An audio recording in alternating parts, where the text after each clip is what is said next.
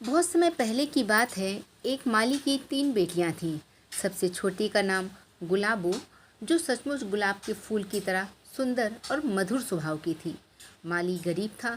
कभी कभी उसके घर में खाने को कुछ भी नहीं होता। एक दिन माली की तीनों बेटियां भोजन कर रही थीं। इतने में एक भिखारिन उनके दरवाजे पर आ पहुंची। बूढ़ी भिखारिन ने माली की बड़ी बेटी से कहा, बेटी, मैं कई दिनों से भूखी हूँ। अपने भोजन में से थोड़ा भोजन मुझे दे दो। बड़ी लड़की बड़ी कठोर और स्वार्थी थी। वो झुंझलाकर बोली, भाग जा चुड़ैल, कुछ नहीं मिलेगा। नहीं जाएगी तो तेरी चोटी पकड़कर निकाल दूंगी। दूसरी लड़की बहुत अभिमानी थी। वह अपने सामने किसी को कुछ समझती ही नहीं थी।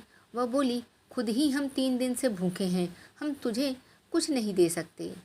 बुढ़िया तीसरी लड़की गुलाबों की ओर मुड़ी और बोली, कुछ मिलेगा बेटी।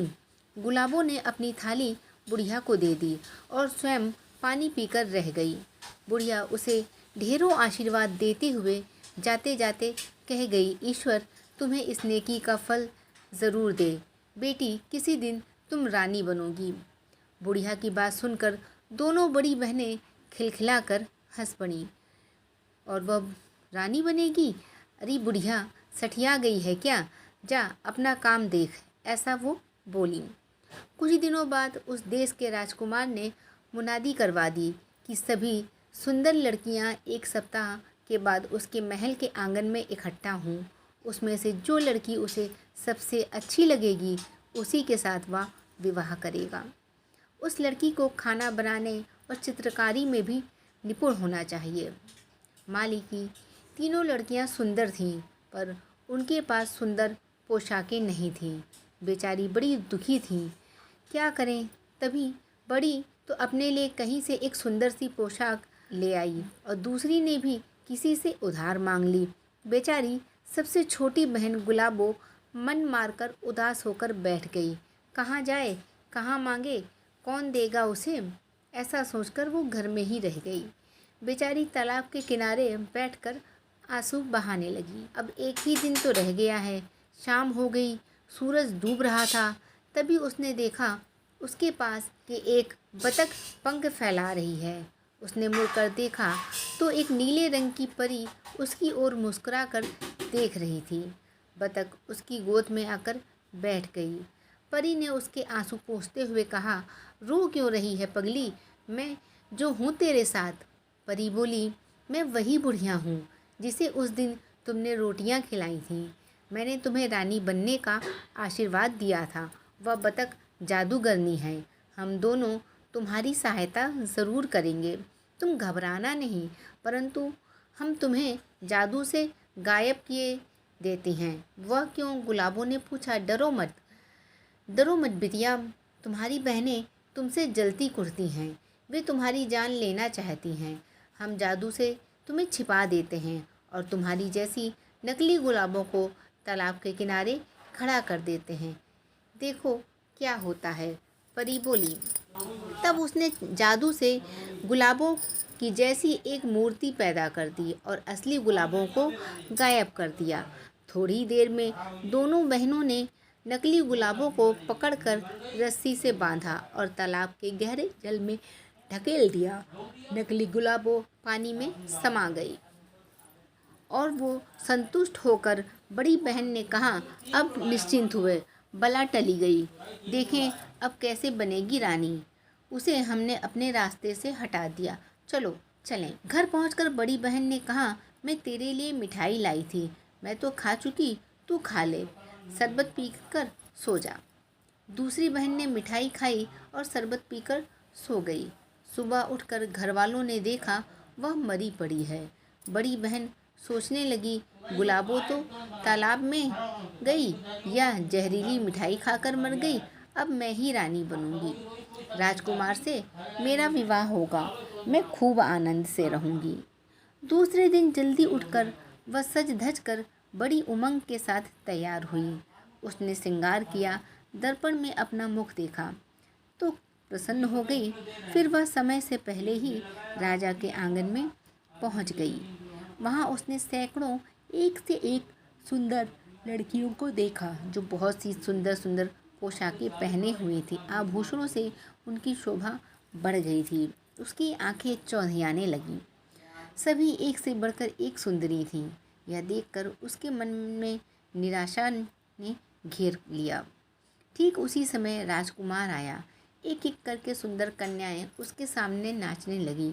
माली की बड़ी लड़की ने भी गाया बजाया और नाचा, पर किसी की नज़र उसकी ओर ना उठी। इतने में एक अत्यंत रूपवती कन्या बहुत ही सुंदर पोशाक पहने हुए उसे दिखाई पड़ी, जिसके सर पर सोने का रत्नों से जड़ा हुआ मुकुट था। उसके मुख पर तेज था, उसकी आंखों में नई ज्योति थी। उसके जूड़े में गुथे हुए फूलों से मादक सुगंध आ रही थी। राजकुमार बार बार उसी की ओर देख रहा था। उसने ऊंची एड़ी की सैंडल पहनी थी। उसकी शक्ल सूरत उसकी छोटी बहन गुलाबों से मिलती जुलती थी, पर सुंदरता में वह उससे कहीं बढ़कर थी। उसकी गोद में एक बतख थी। बतख को लेकर उस कन्या ने नाचना शुरू किया। उसकी सुरीली मीठी आवाज़ ने सबका ध्यान अपनी ओर आकर्षित कर दिया। सब मुग्ध हो गए, मानो किसी ने जादू से बांध दिया हो। सब उसी की ओर देखने लगे। उसकी सुंदरता सभी को अपने वश में कर रही थी। राजकुमार ने कहा, बस अब और किसी को नाचने गाने की ज़रूरत नहीं। इस लड़की के भाग्य की सराहना सब करने लगे। अब दूसरे दिन उसके खाना बनाने और चित्रकारी की परीक्षा होने वाली थी। राजकुमार ने अपने मित्रों के लिए भोजन और उनके चित्र बनाने का कार्य लड़की को सौंपा। तब नीलम परी चुपके से उस लड़की के पास पहुंची और बोली, घबराना नहीं बेटी, मैं तुम्हारे साथ दूंगी। तब गुलाबो चित्र बनाने बैठी तो उसे लगा जैसे वह नहीं, नीलम परी ही उसकी जगह चित्र बना रही हो। राजकुमार के मित्रों को अत्यंत सुंदर चित्र उसने घंटे भर में ही तैयार कर दिया। उसके हाथ बड़ी तेजी से चल रहे थे। अपने में वह कुछ नयापन पा रही थी। राजकुमार उसकी चित्रकारी की कुशलता से बहुत प्रभावित हुआ। उसके मित्रों ने चित्रों की बहुत तारीफ की। वे सब अपने अपने के यहाँ मशहूर चित्रकार थे। गुलाबों के बनाए भोजन नीलम परी की मुस्कुराहट के रस से बहुत स्वादिष्ट हो गए। सभी ने उसके बनाए भोजन को बहुत पसंद किया। राजा रानी गुलाबों की प्रशंसा की और राजकुमार ने उसके गले में जयमाला डाल दी। यह बात सब जगह फैल गई कि मालिक की लड़की का भाग्य जाग उठा है, वह रानी बन जाएगी। गुलाबों की बड़ी बहन को जब यह मालूम हुआ तो वो जल भुनकर राख हो गई। बाजी उसके हाथ से निकल चुकी थी। वह ईर्ष्या में अंधी हो गई। छिपकर हाथ में तलवार लेकर राजमहल में जा घुसी। उस समय राजकुमार बगीचे में टहल रहा था। गुलाबो फूल चुन रही थी। उसकी बहन ने उस पर वार करना चाहा। वह चुपचाप आगे बढ़ी थी। राजकुमार की गोद में बैठी बतख नागिन बनकर उसके पैर में लिपट गई। गुलाबों की बहन तलवार उसके हाथ से छिटककर दूर जा गिरी। अचानक कहीं से नीलम परी भी प्रकट हो गई। उसने गुलाबों की बड़ी बहन से कहा, अब तेरी बारी है, बोल क्या चाहती है। तुमने अपनी एक बहन को मार डाला, एक को तालाब में डुबो दिया, अब तो यह नागिन तुझे डसकर ही रहेगी। गुलाबों की बड़ी बहन के होश हवास गायब हो गए। वह थरथर कांपने लगी। उसने हाथ जोड़कर कहा, मुझसे बहुत बड़ी भूल हो गई है, मुझे माफ़ कर दो।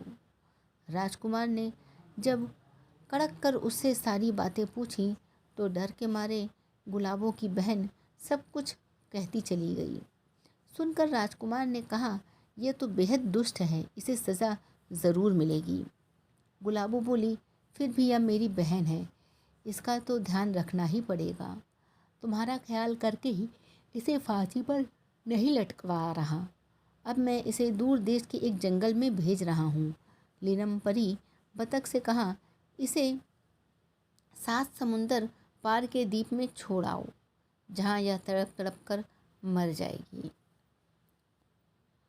तो उम्मीद करते हैं कि आपको ये कहानी अच्छी लगी होगी और इस कहानी से हमें ये सीख मिलती है कि बुरे काम का जो नतीजा है हमेशा बुरा ही होता है। जो किसी दूसरे के लिए गड्ढा खोदता है तो वो खुद भी उसी गड्ढे में गिरता है। हमें सदैव बुरे कार्यों से दूर रहना चाहिए, अच्छे कार्यों को करना चाहिए। जय श्री हरि।